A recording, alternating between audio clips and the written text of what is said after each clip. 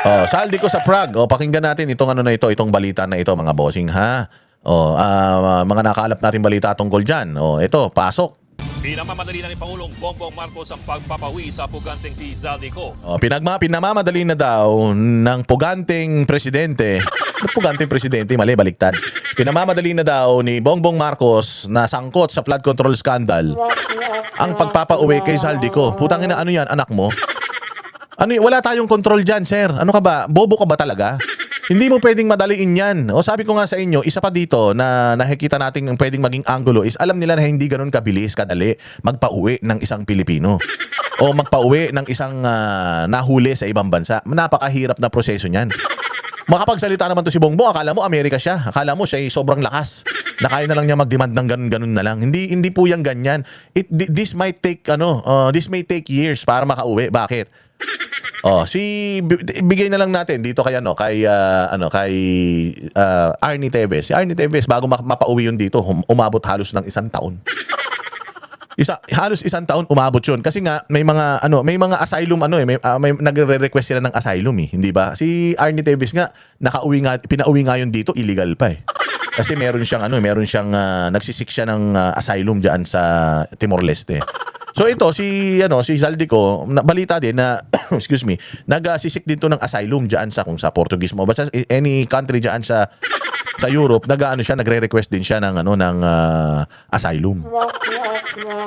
So hindi 'yun ganoon kadali. Hindi ganoon kabilis 'yun. Siguro pinakamabilis na yung kalahating taon na mapauwi mo yan dito. Sa kalahating taon ang daming nangyari noon. Alam mo anong buwan na ngayon diyan? February, March, April, May. May na ngayon, 'di ba? May na ba? Hindi pa, April, 4 na. So 6 months from now, ano na yun? Magto-2027 na. Magto-2027 na. 6 months from now, ano na yan? November na. Or October na, hindi ba? So, ano na yun? Marami nang nangyari sa mga panahon na yun.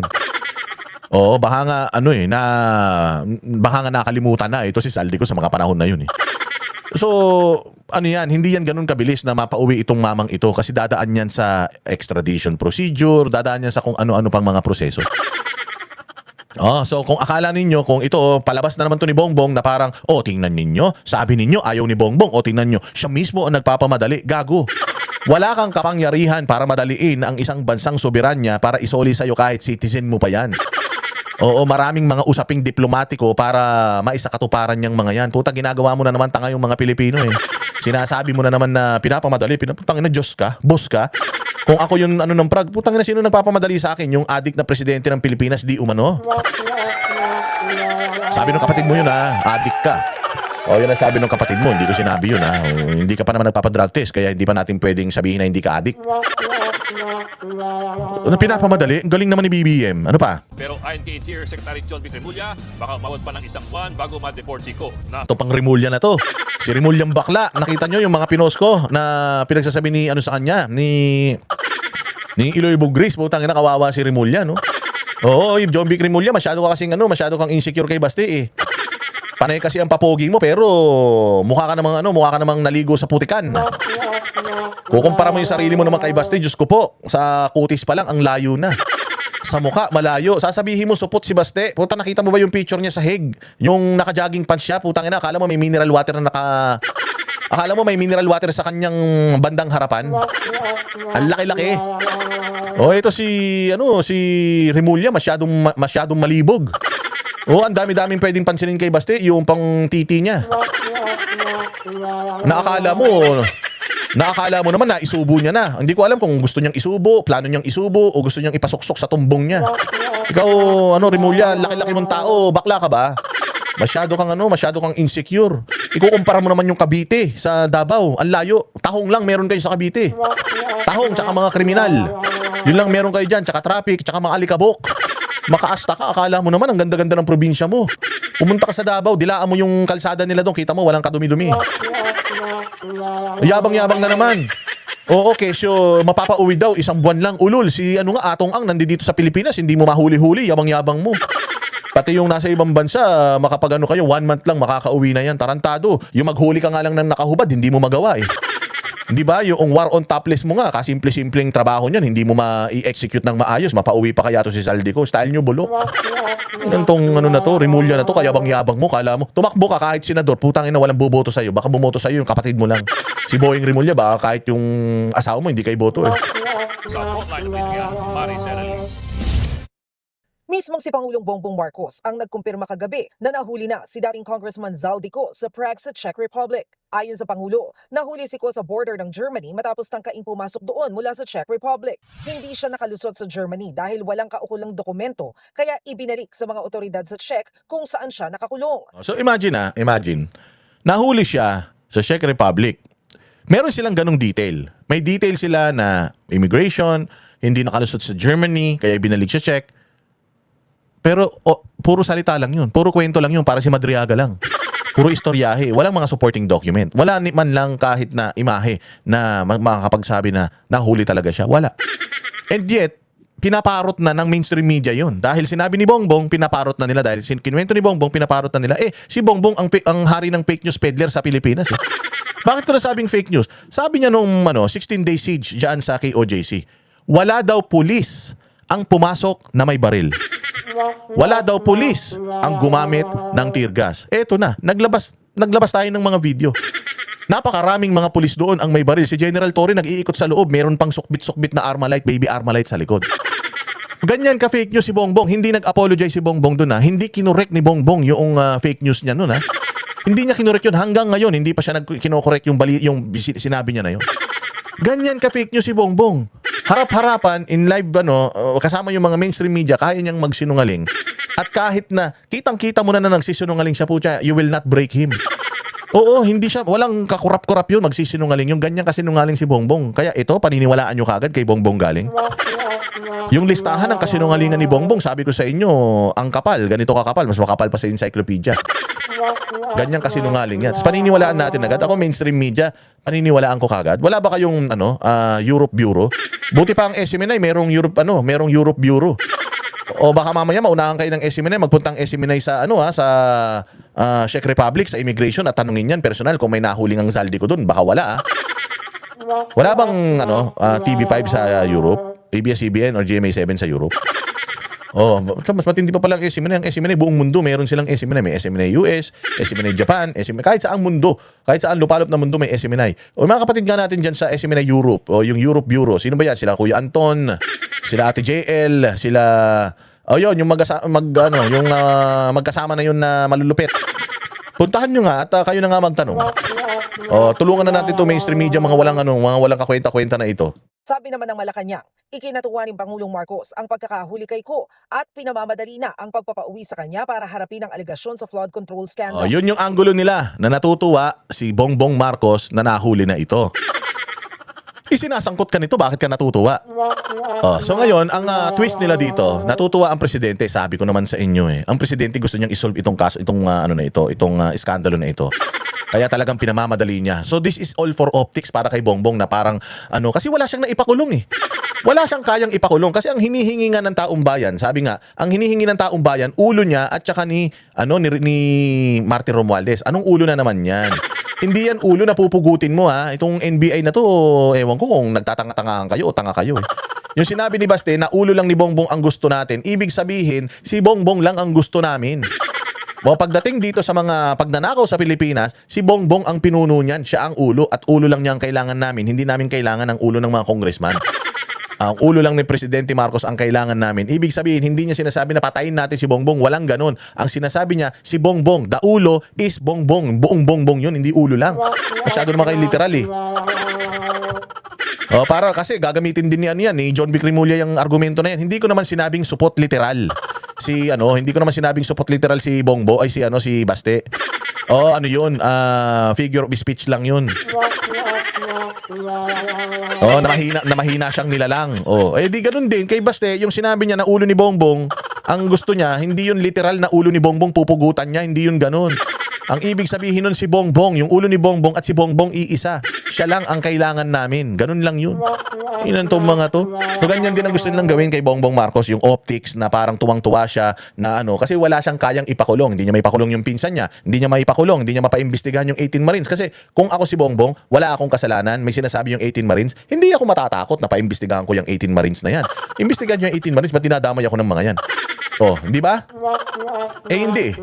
Ayaw nilang paimbestigahan eh. Kahit si Lacson ayaw paimbestigahan. Hindi ibig sabihin, natatakot sila doon sa mga pwede pang lumabas na mga ebidensya laban sa kanila.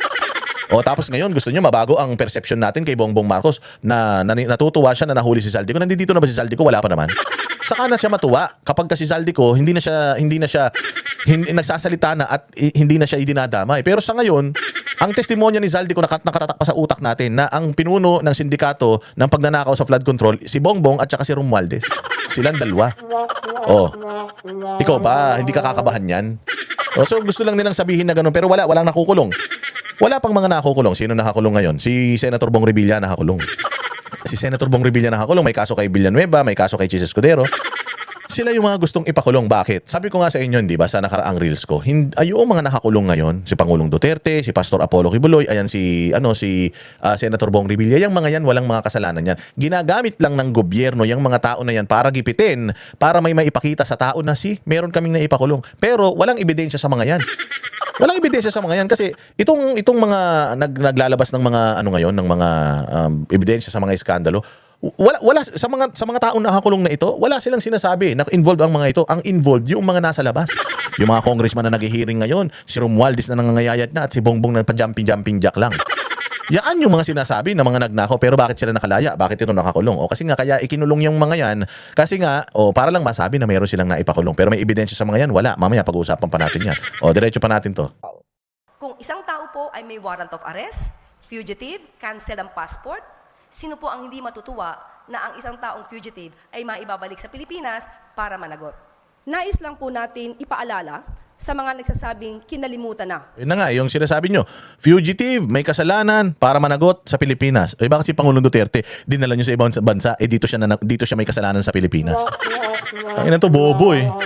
Yan ka na naman, nagsalita ka na naman, puro ka na naman katangahan, Claire Castro. Ano pa? Ang flood control scandal. Hindi po yan totoo.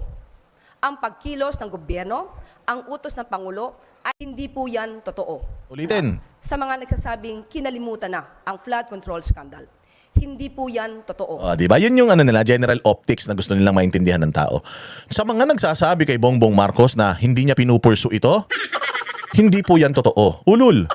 Wala pa nga nakakulong. Magsosona na naman kasi si Bongbong Marcos. Kaya kailangan meron silang maibalita na papatsi-patsi. Isang taon na nakalipas nung sinabi niyang mahiya naman kayo. Hahabulin namin kayo. Sinabi rin niya sa mga smuggler, kayong mga smuggler, hahabulin ko kayo. Wala naman nangyari. Kayong mga drug lord, hahabulin ko kayo. Wala naman nangyari. Tapos eto na naman, flood control project. Mahiya naman kayo. Wala na naman nangyayari. So eto, para malapit ang SONA, yan na naman yung bagong yan nila. Patungkol sa flood control, unti-unti, ayan na, nahuhuli na natin.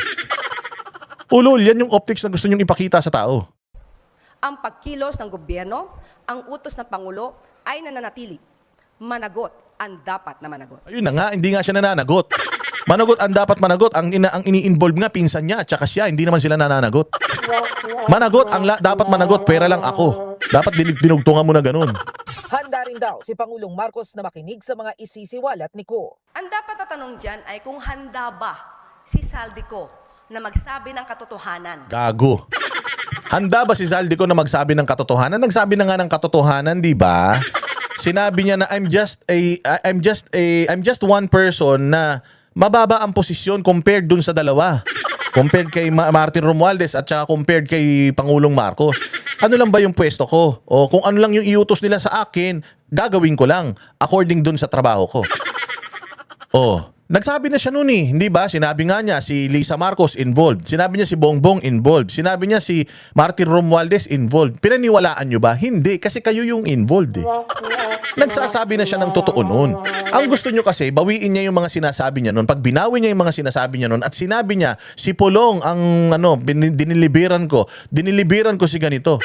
Kung sinabi niya na ganun, sigurado ako kakampi niya yan. But dahil nga ang sinasabi niya, ang ulo ng kawatan, si Bongbong, si Lisa, at saka yan si Martin Romualdez, ayan, Pati si Sandro Marcos, isang ano nga yan, isang pamilya nga yan ng mga magnanakaw sa Pilipinas eh. Sinabi na yan ni Zaldico eh. Umamin na si Zaldico. Ano pang gusto mong aminin niya? Umamin na siya. Hindi naman kayo naniniwala. Maniniwala lang kayo kasi Zaldico kapag hindi na kanya kayo dinamay. Kaya pag ito nahuli si Zaldico at bumaliktad ito, alam na this. Oo, pag ito si Zaldico, hindi na namatay ito, alam na this. Either way mga bossing, mamatay ito o bumaliktad ito, kung makauwi ito dito, bumaliktad ng testimonya na, alam na natin na na-pressure nitong mga ulol na ito. Yung mga kasama niya sa sindikato, na-pressure siya. Kung ayaw mong bumaliktad, dedo ka na lang. Because hindi makakapagsalita ang patay. Kaya ngayon ang sinasabi ko na Zaldico, bobo ka kasi. Tanga ka, binigyan ka na namin ng pagkakataon. Naniwala na sa'yo ang tao, ikaw ang pinakasatanas sa Pilipinas, kasama ng dalawang magpinsan na yan. Binigyan ka na ng pagkakataon ng tao, naniwala na yung tao dun sa revelasyon mo, hindi mo sinundan eh. O ngayon, nasundan ka, putang ina ka, mamamatay ka, maniwala ka. Siguraduhin mo na meron kang mga recorded videos ng paglalahad mo ng mga transactionist nyo nitong pamilya na to. At saka mga supporting document na mag-corroborate diyan sa mga testimonya mo. Siguraduhin mo na meron ka kasi kung wala ka niyan, Zaldico, maniwala ka sa akin, mamamatay ka. Oo. Sa laki ng perang pinag-uusapan dito at sa daming buhay na nawala dito sa Pilipinas dahil sa pagnanakaw na yan, sa buong history ng Pilipinas, yan ang pinakamalaking pagnanakaw na naganap. Pagka yan, naku, maniwala ka, Zaldico, pagka yan hindi mo inayos, patay ka. Oo, patay ka talaga. Pumapatay nga ang tao rito, halagang 5,000, yan pa kaya bilyon-bilyon, trilyon-trilyon. O kaya mag-ingat ka. Nagsabi na si Zaldico, nilabas pa nga ni Zaldico yung mga listahan ng mga di ba? Ng mga ibinibigay niya kay Sandro Marcos. O naglabas na siya ng testimonya niya, ang linaw-linaw. Gusto niyo ba ulitin pa natin? Nagsalita na si Zaldico, ma'am. Willing siyang magsalita. Ang problema nga, natatakot siya sa buhay niya. Oo, natatakot siya sa buhay niya kasi nga ikakamatay niya dahil nga yung mga idinadamay niya, mga mamamatay tao na mga magnanakaw pa.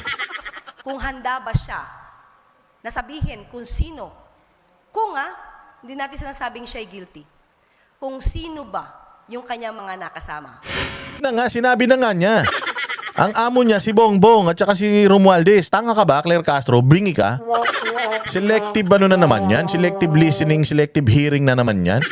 O eto, yung bakla, supot, na taga Cavite, may sasabihin na naman. Sa panayam ng Good Morning Kapatid kay Interior Secretary John Vic Remulla, sinabi niyang ang Department of Foreign Affairs ang namamahala sa deportation ng dating kongresista na posibleng abutin daw ng 1 linggo hanggang 1 buwan. He is behind bars. Ando doon ang police attaché ng Embassy of the Philippines. O, meron daw police attaché ng Embassy of the Philippines. Bakit nga hindi kayo makapagpakita ng proof? Pakita lang kayo ng proof na meron talaga, na may nahuli talaga siya. Bilis. Hindi nyo pinapakita, kayo nagdududa tao eh. Puro kayo salita na naman. Lalong-lalo na to, napakasinungaling niya ni John Vic Remulla. Lahat ng sinasabi niya, puro kasinungaling, puro kayabangan na. O, ang hilig pa mag-turtleneck, akala mo, pinaglihi ka ba sa zebra, sa giraffe? Mahaba, ang haba ng liig eh. Lagi naka-turtleneck, putang ina, akala mo lamig-lamig sa Pilipinas. Tumigil ka nga, style mo bulok. His the request for his extradition because of unwanted alien. Yes. Kasi wala siyang travel document. That is the angle they're pursuing. Ano ba din nga? Kasi ano siya? Unwanted alien? Kasi, puchong nung tubading. Kasi, pabright ang pucha. July 2025 nang mag-leave of absence ang dating kongresista para magpagamot daw sa Amerika. Binigyan siya ng Kamara ng ultimatum na umuwi pero hindi ito sinunod biko hanggang sa magbitiw bilang Ako Bicol Party List Representative noong Setyembre. Nasa Paris, France daw siya nung buwan na yan. Nobyembre nang makita si Ko sa Japan ayon sa DILG. May ilang report din na nagsasabi Diba ang labo? Nagpunta siya Singapore, nagpunta Japan, nagpunta Paris. Paano walang travel document yan? Buti sana kung first time umalis ng tao na yan. Tapos naiwan niya, nalaglag niya or whatsoever. Pero well-traveled ito. This person is a billionaire. This person owns fleets of air assets. Putsang inaalam nito yung mga immigration laws. Mambabatas pa ito. Paano magta-travel ito ng walang travel document? Isa pa, nahuli siya sa Schengen country. Ang luwag-luwag ng immigration dyan. Lalo na pag nasa loob ka na ng Europe. Maintindihan ko kung medyo mahigpit sa Japan, doon siya nahuli, sa Singapore, pero kung mahuli ka, galing ka sa isang Schengen country, lilipat ka na isang Schengen country, mahuhuli ka? Medyo, sabi ko nga sa inyo, hindi lahat ng tao nakarating ng Europe. Kaya siguro, pwedeng maniwala sila. Pero ako, I've been to Europe. May mga kakilala tayo na nasa Europe. So, alam natin yung sistema doon. Kaya ako pinapaliwanag sa inyo. Diyan, katulad yan, sa Netherlands, magbibisikleta ka lang, makakatawid ka na papunta ng Germany. As in, ganun, magkakadikit yung mga bansa na yan. Kaya nga nag-usap-usap sila na mag-ano na lang tayo, isang visa na lang para sa ating lahat. Para yung tao, hindi siya kumbaga para yung turista ni Netherlands magiging turista din ni Germany, turista ni Germany magiging turista din ni Austria, turista ni Austria magiging turista ni Belgium. Ganun. So na yan, pag sinabi mong Europe trip, ayan yan, yung Schengen, iikutin yan. Greece, kasama pa yung Greece dyan. Ganun mga bossing ang sistema diyan. Kaya dun sa mga hindi pa nakakapag-Europe, hindi po ganun kasi kahigpit ang border diyan. Noong nagpunta ako diyan, pumunta ako sa Siam na bansa, Siam. Kahit isa, wala akong immigration na dinaanan. Pumasok ako from Philippines to Netherlands. Doon lang ako dumaan ng immigration. Pagpasok ko na ng Netherlands, pumunta ako Belgium, pumunta ako Paris, pumunta ako Spain, pumunta ako ng Germany, pumunta ako ng Austria, ang daming kong pumunta ako Switzerland. Wala ako ni isang immigration na dinaanan na gate. Wala. Oo, kaya magtataka ka talaga dito. Sabing nakita si Ko sa Singapore at Spain. Nitong Enero, sinabing nagpunta rin sa Sweden si Ko base sa isang notarized na petisyon sa Supreme Court. Matapos niyan, may impormasyong nagpunta rin siya sa Lisbon, Portugal. Nag-ikot din daw si Ko sa Italy at France. At saka nagtungong Czech Republic kung saan siya naaresto. Dati nang sinabi ng pamahalaan na nag-apply na ang Pilipinas ng Red Notice sa Interpol. Nag-apply na kami sa Interpol as of November for his Red Notice. Kung makuha namin yung Red Notice, automatically dadali na siya papunta Pilipinas. Sabi ni Remulla, oras na makabalik sa Pilipinas si Zaldico, idediretso siya sa Camp Crame para sa booking procedure. Sabi naman ng PNP, handa sila sa kustodiya ni Ko paglapag sa bansa at titiyaking susundin ang due process. Pagkatapos sa PNP, at saka siya dadalhin sa Sandigang Bayan kung saan siya kinasuhan ng ombudsman para sa graft at malversation. Fireworks na yan. Po, Joe, fireworks na yan. Ayun na, lalaki Matsong-matso Bets are off. Di natin alam ano sasabihin niya. Wala pa But tayong at least he will be under oath sa Sandigan. He is liable. Hindi nyo alam. Alam nyo sasabihin yan. Ang sasabihin yan, sangkot yung mga amo ninyo sa pagnanakaw sa Pilipinas. Ewan ko lang kung kaya nyo ring hulihin. Kami ang boses ng masa, hindi natatakot. Katotohanan lang, di kami nalulunod. Walang bahid ng sismis, lahat ay totoo. Kahit sino ka pa, pag mali ka babanatan ka.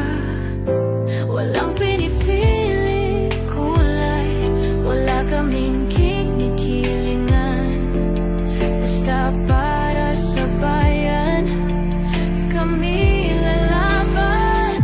Pagdama palapakan, pag mali banatan. Di matitinag, di matatakot, para sa bayan tuloy ang sigaw. Sa harap ng kamera, walang halong takot. Mga baluktot, lahat kayo'y tutumba. Ang hustisya at totoo, yun lang ang mahalaga. Kahit sinong harang, di kami matitinag. Walang pinipili